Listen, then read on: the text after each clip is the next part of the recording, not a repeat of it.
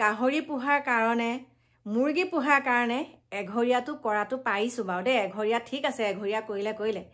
এতিয়া বাৰু মই থিয়েটাৰ এখন চাবলৈ যাওঁতো বেলেগ এটা খেলত থিয়েটাৰ, বেলেগ এখন খেলৰ মানুহে থিয়েটাৰ পাৰ্টি এটা আনিছে, তাত মই চাবলৈ গ'লো কাৰণে এতিয়া এঘৰীয়া কৰিছে। গতিকে কোনে কৰিছে আজি আপোনালোকক সবিশেষ দেখাই আছোঁ, অকণো ভয় নকৰোঁ, চাওক আপোনালোকে।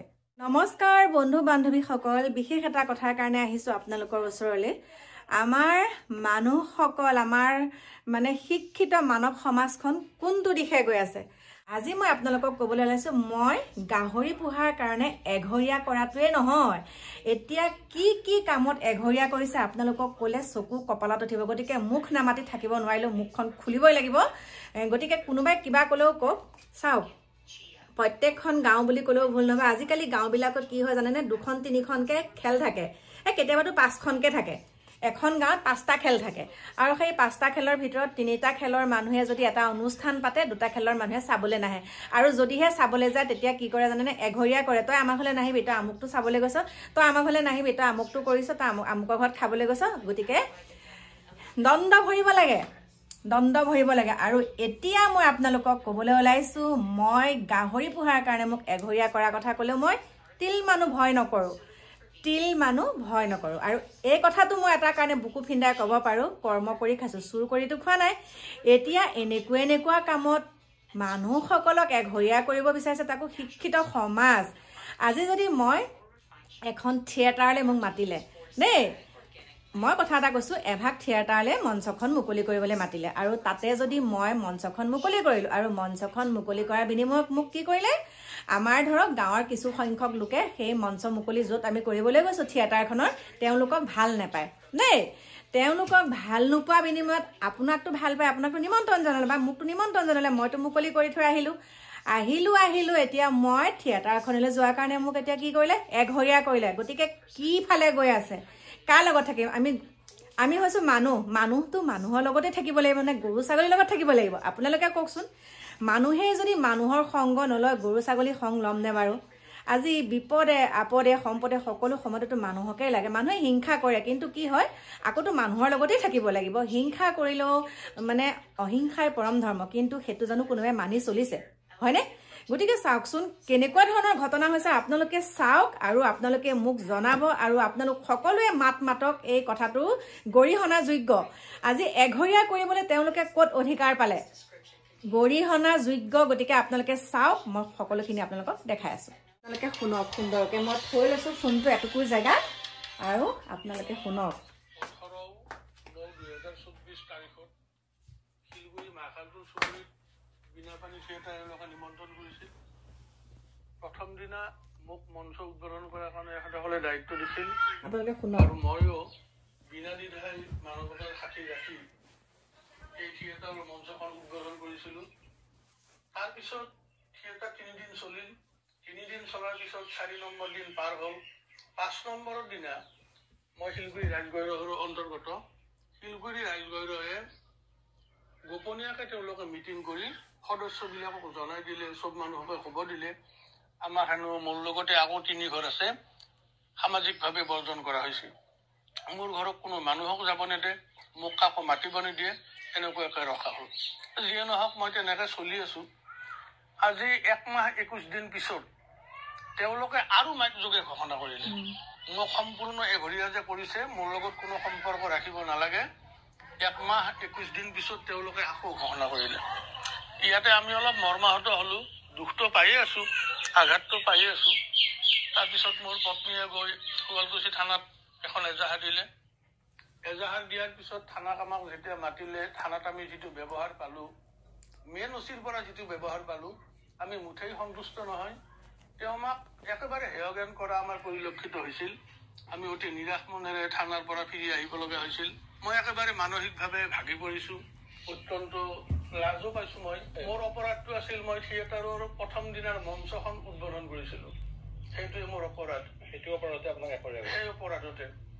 আৰু মই যিহেতু এজন চৰকাৰী চাকৰিয়াল, মই শিক্ষকতা কৰোঁ, সেইফালৰ পৰা মই অত্যন্ত লাজ পাইছোঁ আৰু অত্যন্ত দুখিত। মই এতিয়া মোৰ লগতে মোৰ 2জনী ছোৱালী, তেওঁলোকক স্কুলত এই ধৰণৰ অলপমান ঠাট্টা বিদ্যুৎ কৰে, তেওঁলোকে দুদিন কান্দি কান্দি আহি আছে। এতিয়া মই নিৰূপায় আইনৰ সহায় লৈছোঁ, কিন্তু মই আশানুৰূপ ফল পোৱা নাই।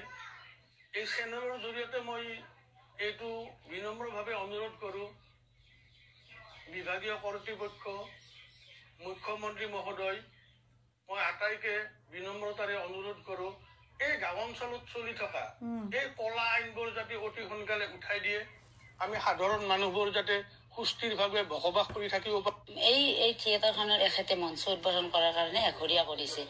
এঘৰীয়া কৰাৰ ফলত এঘৰীয়া বাৰু কৰিছে, মই মানি ললো, কিন্তু ইমানে মোক আঘাত দিছে, মই তাৰমানে বুজাব নোৱাৰো। মই ৰাস্তা ওলাব নোৱাৰো। তিৰোতাবিলাকে মোক মাতে, কিছুমানে মোক ভাল পায়, মাতাৰ পিছত সিহঁতক কয় যে নামে তোমালোকেও কিন্তু পইচা ভৰিব লাগিব।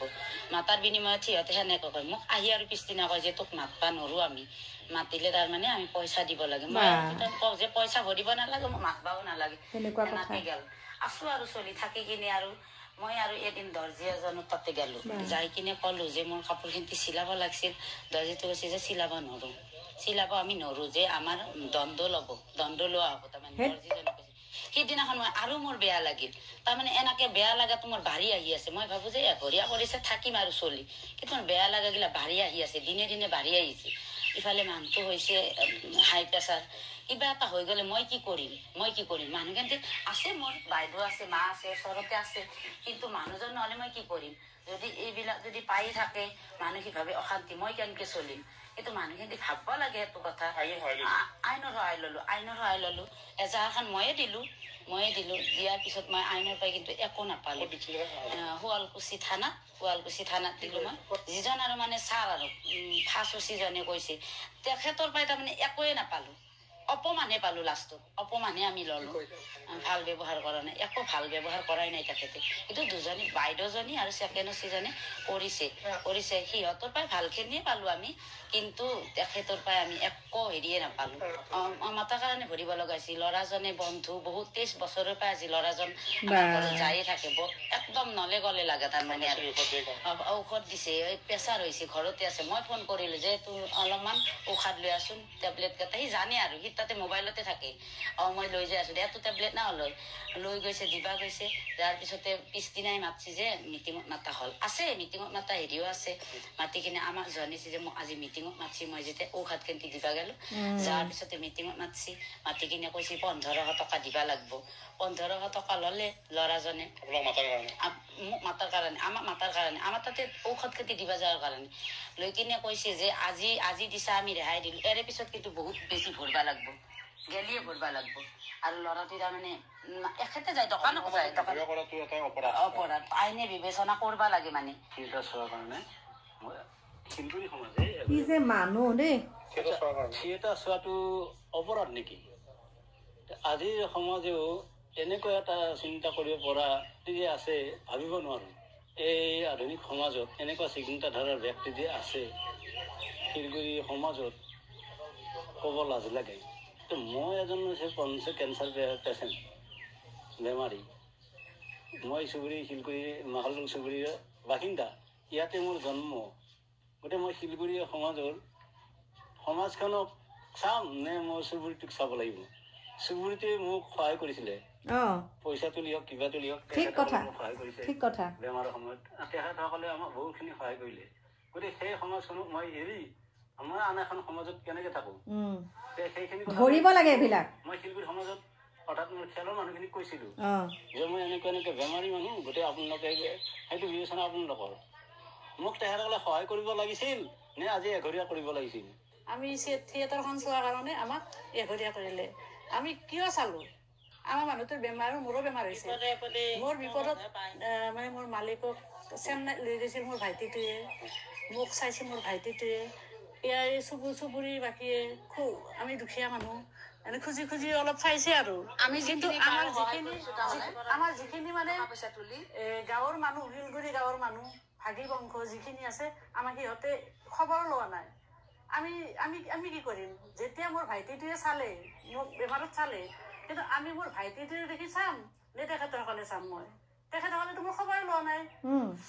চাওক, থিয়েটাৰ চাবলৈ যোৱাৰ কাৰণে কৰিলে এঘৰীয়া। এতিয়া আপোনালোকে কি বুলি ক'ব? লাজ লাগিছে নিজকে লাজ লাগিছে আমি কোনখন সমাজত বসবাস কৰি আছো অকল তাত বুলিয়ে নহয় কিন্তু দেই আমাৰ আশে পাশেও তেনেকুৱাখিনি চলি আছে আৰু এইখিনি কোনে কৰে গম পাইছেনে 4-5 জন গাঁৱতে নিজকে মুখিয়াল বুলি ভাবা মানুহে এনেকুৱাবিলাক কৰে মানে ইমান লাজ লাগিছে আজিকালি কি হয় এই আমুকটো খেললৈ নাযাবি আমুকৰ খেলৰ মানুহ যদি তুহঁতৰ ঘৰলৈ আহে চাবি দেই তুহঁতক এঘৰীয়া কৰিম পুহা কথাটোতো দূৰৰে কথা পুহিলেতো এঘৰীয়া কৰিবই কিন্তু আজিকালি এখন খেলৰ মানুহ যদি ইখন খেললৈ যায় একদম বুবু বাবা আৰু হৈ গ'ল এঘৰীয়া যে কেনেবাকে মানুহৰ বিপদত পৰিলে যোনেই নহওক যোনটো খেলৰ মানুহে নহওক উদ্ধাৰ কৰাটো হৈছে আমাৰ মানুহৰ কৰ্তব্য আৰু সেইখিনিকে নকৰি কি কৰে ইমানে তেওঁলোকে মানে ভাবি লয় যে আমি আজীৱন আমি অমৰ গুটি খাই আহিছো নেকি যে আমি এক পৃথিৱীত আমি এনেকেই থাকিম